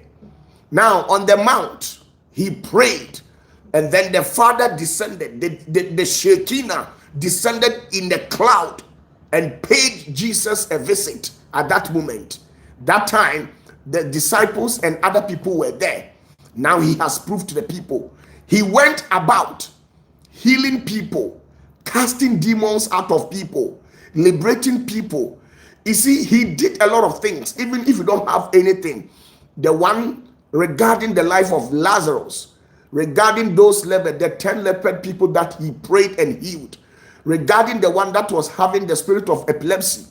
Now, even in the same Bible, it is recorded in there that the in-law of Peter was suffering from fever, not just a malaria fever from the mosquito, but a high fever. So, in the actual sense, the in-law of Peter was partially mad. And then Jesus went to the house of Peter and prayed for Peter's in-law to restore her sanity back. Jesus did all these things to prove the existence of his Father. Now the question is, prove your Jesus to people and you are there lamenting. Prove your Jesus, then you are talking so much. Prove your Jesus, you are murmuring. Why you say adodwa? Why you say ntumtum? Why you say enwa? De bia baby abekobia. Prove that Jesus exists. You can't prove.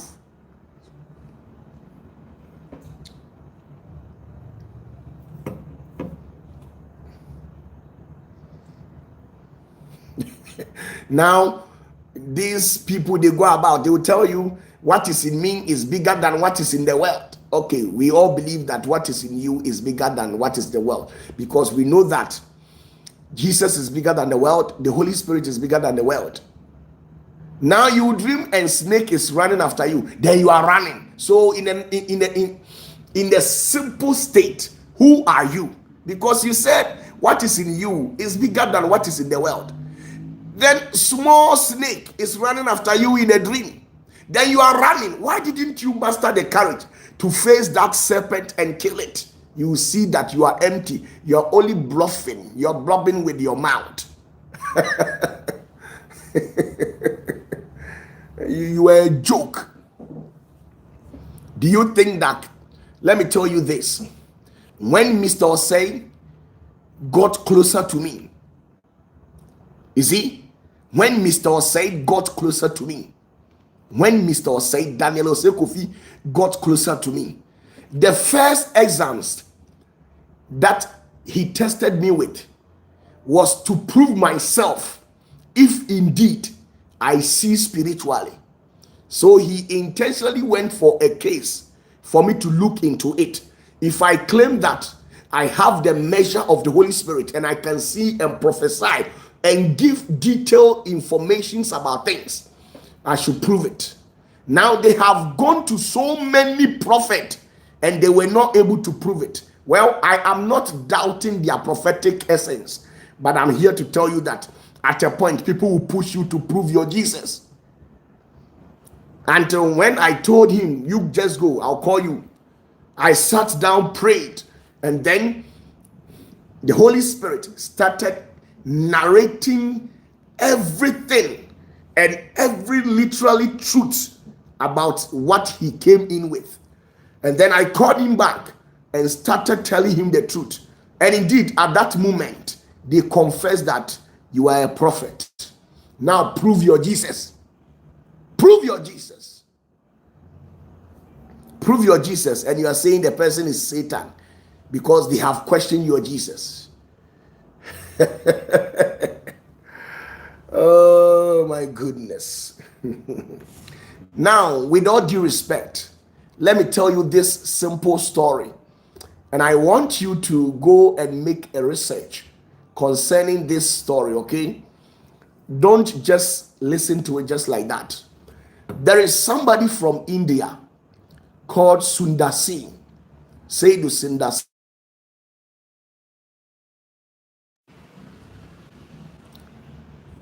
You see, there is somebody in India. There is somebody in India called Sadhu Sundar Singh. This guy, he was not just a Christian. The mother was the mother was a Christian.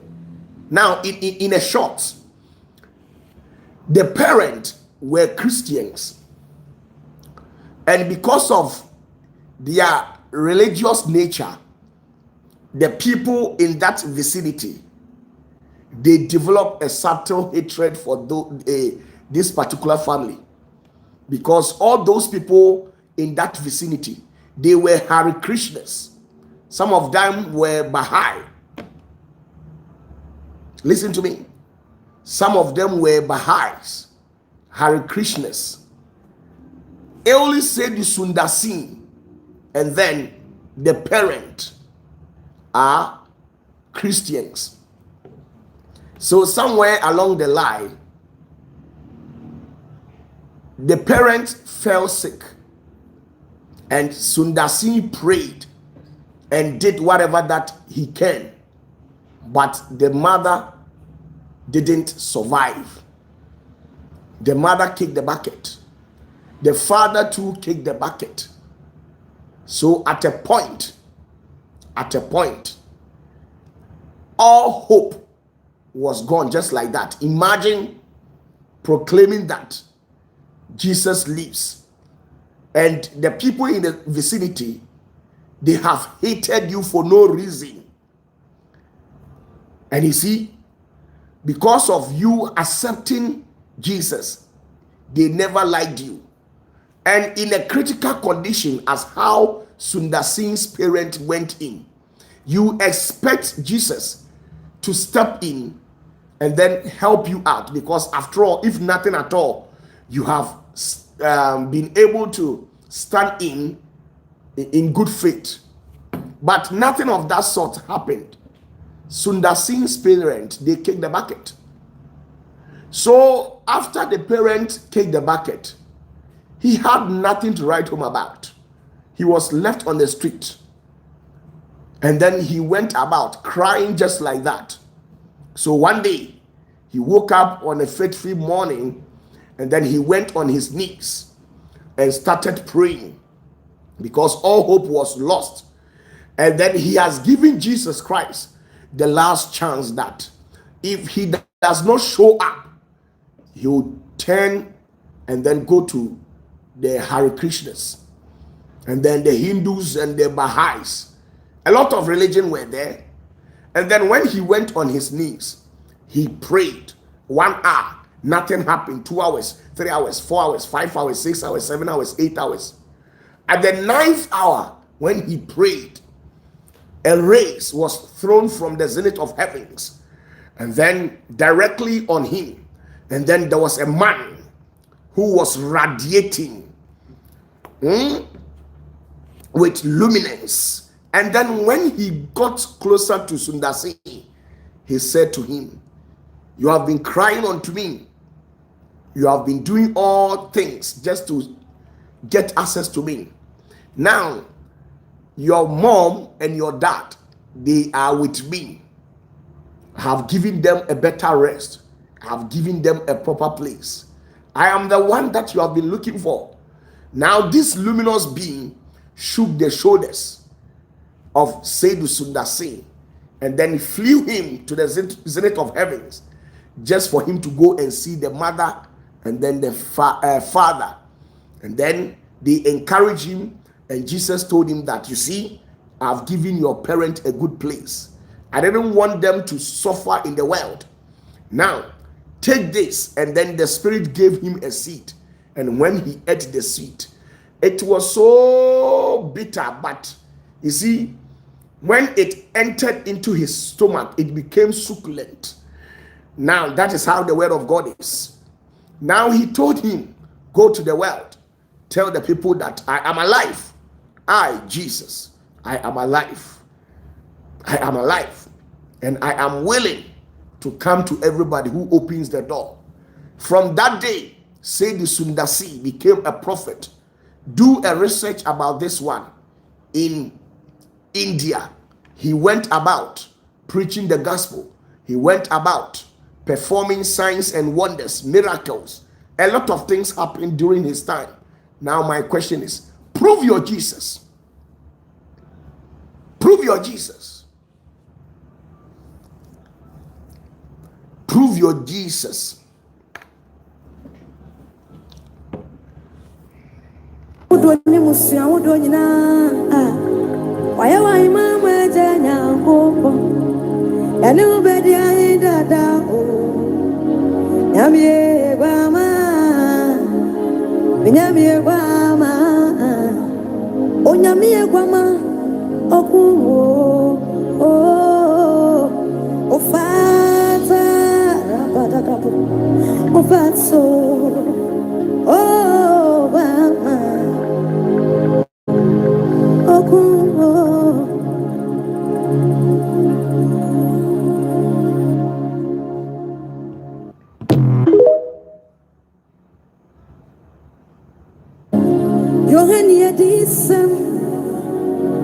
It's raining, it's raining. Eradia samuch rain say. Yohani nawo. Asasia ya frene Patmos isuano. Eradia sentra. Yesu Christo amane hunsi. Wasi wasrubie man. Iwanyi wa fefe bi wasro no mwa.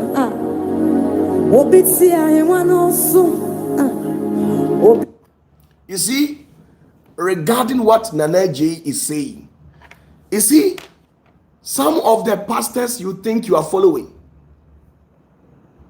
you see, those pastors, they never knew Jesus anywhere. So at a point, they all journeyed to a far land to seek for powers. They were using charms in ministry and stuff like that. They went about preaching dogmatic beliefs, things that were never real. God never said anything to them. They were giving false prophecies in the name of the Holy One. A lot of things has gone down. You see, imagine from the day Jesus kicked the bucket 2,000 years ago till date. Do you know the number of false prophets that has surfaced? Do you know a number of people who came with diverse forms of deceptions and people believed in them? So you see, it's not today and it never just happened yesterday. I'm telling you the truth. Choose your Jesus carefully, because one day somebody will push you and pull your legs and tell you to prove your Jesus. If nothing at all, the demons, the witches and wizards in your family, they will pull your legs. One day you must prove the supremacy of your Jesus to them. You can't tell me you are worshiping Jesus and a witch or a wizard is fooling around, misbehaving.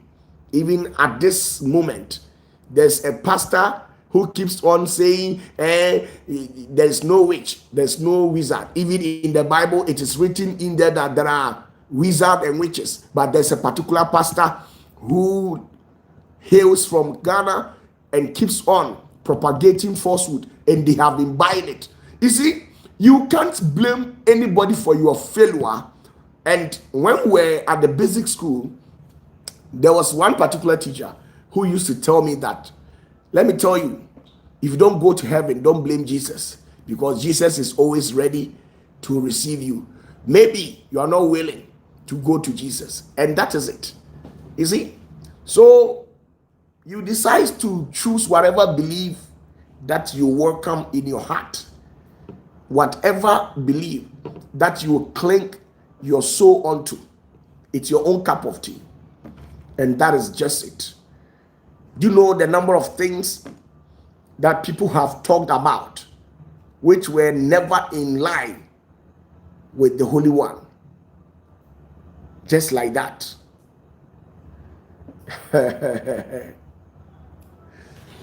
Do you know the number of teachings that are on the social media which so many pastors have done? Do you know what pushed them, what propelled them, what actually drive them to make such preachings? Some of them, they made that preaching out of jealousy, out of hatred, out of hypocrisy.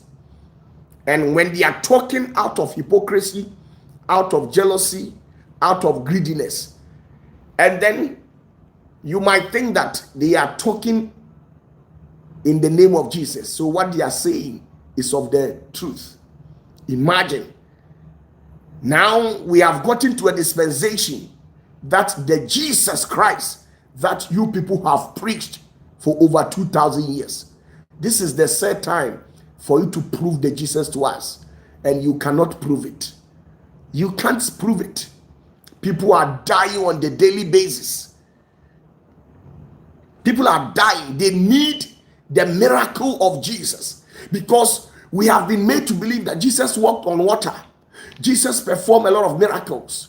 But you see, now when you cast your eyes into the society, those so-called miracle churches, there's no miracle that is happening over there. All those miracles are forged. All those miracles are staged. Go to Nigeria, false miracles everywhere. Go to South Africa, false miracles. We were here, and somebody says he can walk on thin air. That guy, he said he can walk on thin air, just like that. We were here in that somebody said he has resurrected the dead in South Africa. How many people are under his feet? How many people? We are here in this country. People go about paying people to intentionally characterize themselves as cripples. It is there. So the real power of Jesus has left the church long time ago. How can you tell me you are a prophet? You pay people to come and stage prophecy. Imagine a prophet who stands before dignitaries. A prophet is supposed to carry the measure of the Holy Spirit. A prophet is supposed to carry a gentle spirit. But this sort of spirit that is operating in this so-called prophet, a spirit that opens your eyes to see the panty, the color of the panty that a woman is wearing. If God shows you the color of the panty that somebody's wife is wearing, what exactly would the Holy Spirit or the Holy One benefit from? He will not benefit anything out of it. So when you sit down and ascertain all these things by piecing things together, you will see that these people are very far from the Holy Spirit, because the Holy Spirit doesn't behave in that weird manners. No, that weird ways. The Holy Spirit doesn't operate in that way. So tell us the truth. Where did you get those powers from? Where did you get those powers from? Go to Nigeria. Somebody has sold padlocks to the church. Somebody has sold keys. He says it is the key of the house of David. Once you have the key, all doors will be open. Thousands and thousands of people bought the keys. You see, a lot of things. Well, based on your faith, I'm not here to dictate, neither am I here to show you the way, because you yourself, you know the way.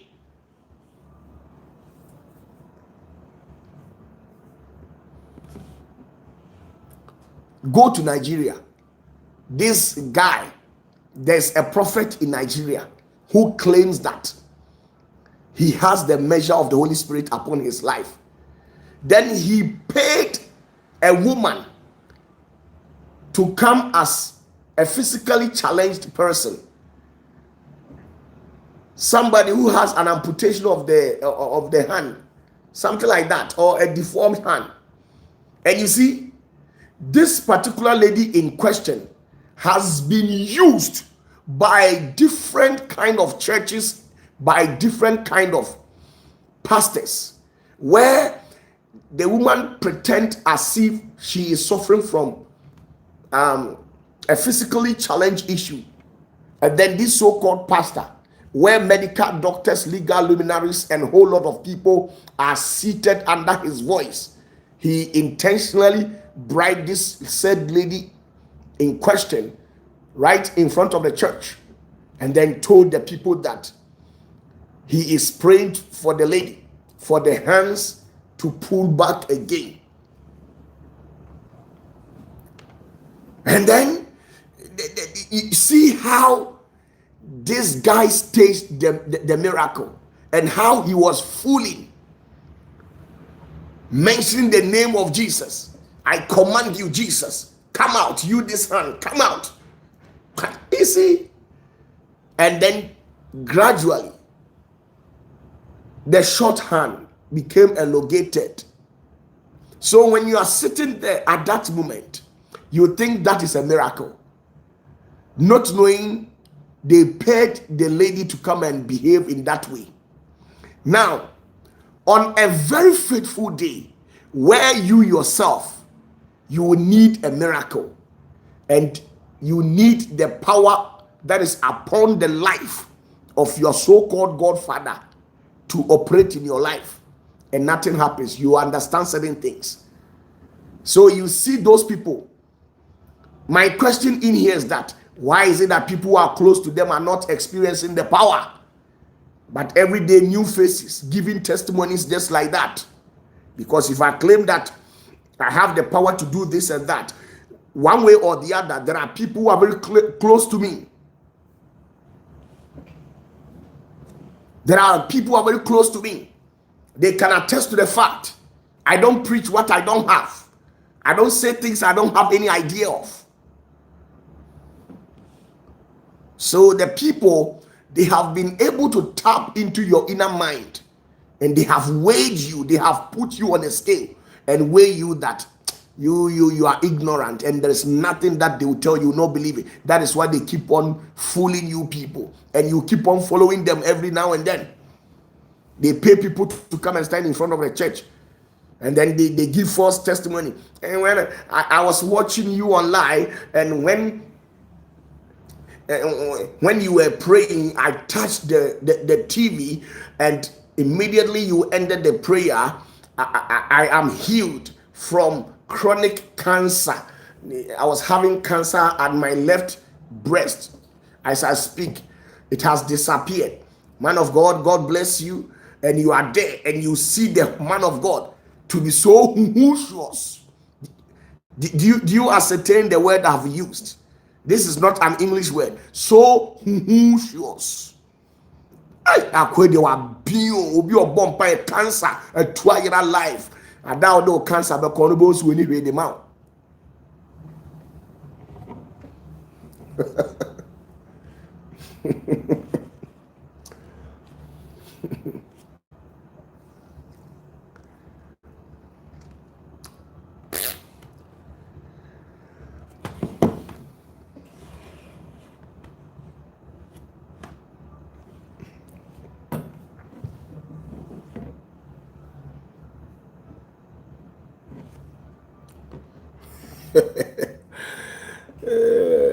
Mesemo, sir, generation. The last time I was praying and I said, Holy One, please, with all due respect, it looks as if in this generation, why have you taken the Shekinah from us? Because we are not experiencing the real power. We have been hearing a lot of noise in the system. People are preaching what they don't have. And then the Holy One said to me, he says, look, let me tell you, son, your generation is full of mockers. Your generation is full of comedians. Your generation is full of jokers. Because if you are not a joker, how would you pay somebody to come and say the person is crippled? Then you intentionally pray for the person to walk, knowing fully well that the person is not crippled. Are you not a joker? We are a comedian. So how on earth will the Holy One bestow his blessings upon people of that type? Tell us. So this particular dispensation, the Holy One sees us as jokers. Jokers. We are jokers. Comedians. You enter into a church, the entire church, everybody is speaking in tongues. Shondile, Kondole Queen, Aligantus, and Patapa, Patapizi, a whole lot of tongues.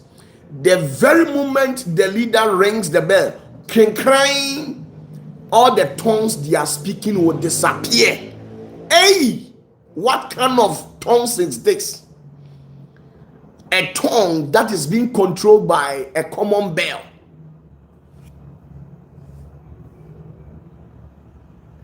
Imagine a whole bishop, a whole pastor who stands in front of the church. Then he lied to the church that if you don't pay your tithe, you will go to hell. Knowing fully well that the Holy One has never said anything of that sort. Tithe should not be compulsory. It should be a personal thing, a personal relationship between the person and the Holy One, not you. So if they give the tithe, fine. If they don't give the tithe, don't intimidate the person that the person will not merit heaven because they have not given their tithe. Now you have taken tithe for over 2-3 decades. Today you are telling us that all the things I said about tithe were not true. Now, if the things you said were not truth, what about the other things? Who knows? You have manipulated systems. A whole pastor was able to amass congregation and told the congregation that if you watch television, you go to hell because television literally belongs to the devil and he has been using the television to monitor your life. So anybody that has television in their homes, the devil is manipulating or watching you behind closed doors. And this is what a pastor stood on the pulpit and preached decades ago. Now this pastor in question owns a TV station. You see, may God forgive us all. May the Holy One forgive us all. May the Holy One forgive us all. May it forgive us all. May the power of the Holy One, may the power of the Holy Spirit, may the power of the Holy Spirit, may it forgive us all. So instead of people to learn, to improve themselves in society, where we are heading to at this particular dispensation, technology is highly inclined. So you need to advance yourself. Now you see pastors preaching against pomade. I've had series of preaching where pastors were condemning perfumes. They said perfume came from the marine kingdom. And now the pomade you have been smearing on our skin, it also came from the marine kingdom. A whole lot of bullshit. A whole lot of nonsense. even the Holy One himself, he said to the people of Israel, he said, Moses, tell the people of Israel to bath a little bit, because the men in Israel, they don't like bathing. And after bathing, tell them to put on some perfumes, sweet fragrance, a perfume with a sweet fragrance. Today, we have a pastor to challenge that particular authorization. We have pastors who are challenging that authorization, telling his members that perfumes come directly from the marine kingdom. Instead of you to be particular about your statement by telling them that if you are going out there to buy perfume, you need to be very careful about the kind of perfumes you buy, because some of them, they are susceptible to paranormal and they have their affiliations to the marine kingdom. Say this by virtue of your statement. We will be able to ascertain whether you are wise or not. But you have generalized everything. Don't buy perfume. It comes from the marine kingdom. So you meet people and they are smelling like shit. Buying ordinary deodorant and putting it on yourself, perfume your skin and smell good. This pastor said it's from hell, and they don't want to go to hell. A made up story. They don't want to go to hell, and because of that, they will not bath, they will not perfume themselves. And you meet them.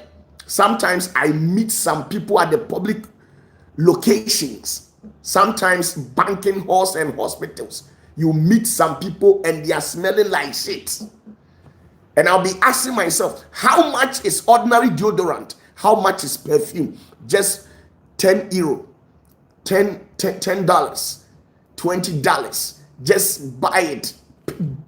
Smell good. You said no. It is a demonized thing.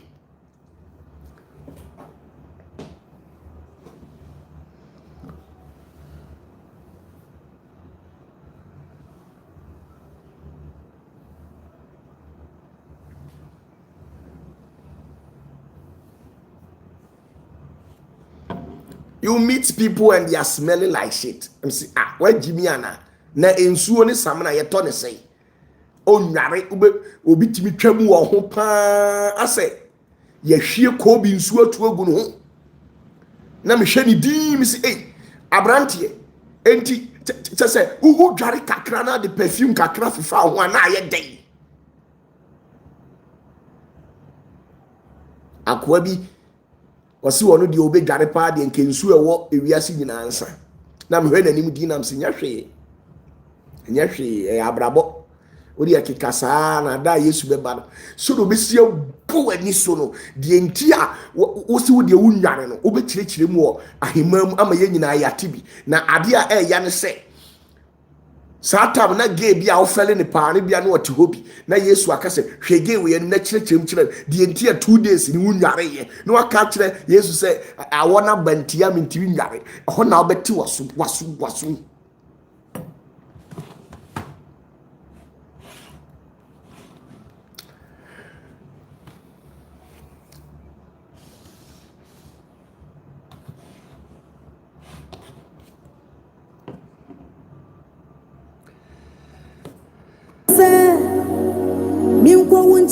da sama na me koi se wanya ne mafie wo ma me fata se me che mo ma ne free wo sa na wada ne mo ma ne she me se e wa na wo srudo nyina empeni fu edio no na no ati asefo ba na abofu do nyina wo shasia ma wo se nko so Washasia to aye nyom se ogwama wakumwa wo fata ofata sa wuchi aye. Now let's see something from Isaiah chapter 1 verse 16. Isaiah 1:16. I am reading the Tree version. Or say munyara mo ho munyi mo ne ye mu boni mfiri mani so. What you say? Munyare Yankupon krasi munyare wo so de wunyare Adeya awabadudu. Isaiah 1:16. He says, everybody, you must bath. Wash yourself and clean yourself. Wash yourself. He said, no, you will not bath. Nanka me benwa. Nanka me shie suoduno gu so nanka wa hudie wom. Yohani edisem. Etrena ni etrenum no. Eradi asemo chere yense. Yohani na wo. Asasia ya frene Patmos isuano. Eradi asentre. Yesu Kristo amane hunti. Wasi wasrubie man. Iwanyi wafefe bi wasrono mwa. Obiti ahemano so. Obiti ahemano so. Mesura no wa eshe. Owe ni monya. Owe ni monya. Owe ni monya. What's it say bocha nambo? What's it say kobrebo? What's it say popo bibrebo? Adinina sutumfo nyankopona. Ono no kitangu makitu abi wane samwa. Obiye ni wukwan so kwani nchen kwa jingu mani free ninsam. Obiye biye munsu anonsu nanu. Obiye biye munsu anonsu nanu. Ente marabofo baku awosu. Odini kesi eti muse. Now, when you read Exodus chapter 19, verse 15, Exodus 19, verse 15, and he said unto the people, be ready against the third day. Come not at your wives. Now, when you read the tree, or say, now, or capture our mind, say, Munsie si muhu insie da toso miensa, mun komo yere no muhu. Like the Lord was telling the people that He's coming to meet them, so they should bath. They should bath. Jare. Mumubi moje match kra. Now the tissue apipa uhunsu no atoato form honom saa. Na wada bedsheet na oje match wo so no. Instead of so be yi no akɔhoro ho kama. No wa clean them when abofuo bi ba watimi abesra wo. What the sperms apete them ho nyina. Onko an wa ba adwaman fie bi a oboye. Opese obi abe abofuo nyina ne ahohomoni nyina be chew se obi ayo anadwo no. Ade na otisa.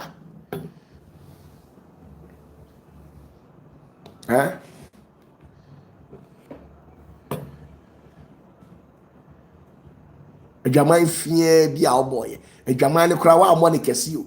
Adwaman fie bi. 2 minutes adwaman, 3 minutes, 10 minutes adwaman bi a oboye. Wona oyere so na da ho a moji mwani be 2 minutes, 3 minutes bi pe na moji mwani. Instead of say mo be kwa ko dware no na mahohoro ho na maye sweet na ma looking nice. Say na be ya nyame bofuo betimi aba mo nchen no. Ana mo atoto tissue no ayiyi condom no na mo de agu fom ho no. Ana mo de dampa no so. Na wei ebe de na obofuo Michael aba ho. Obofuo Michael ntimi ma ho enti de betie bia no eye ajankuja spirit na beba na ubonsa oda ho na amuntu mo chew na sedie tumi bibesi abọ wa no so no wo o de samaka me minim say with all due respect, okay, good night. Good night,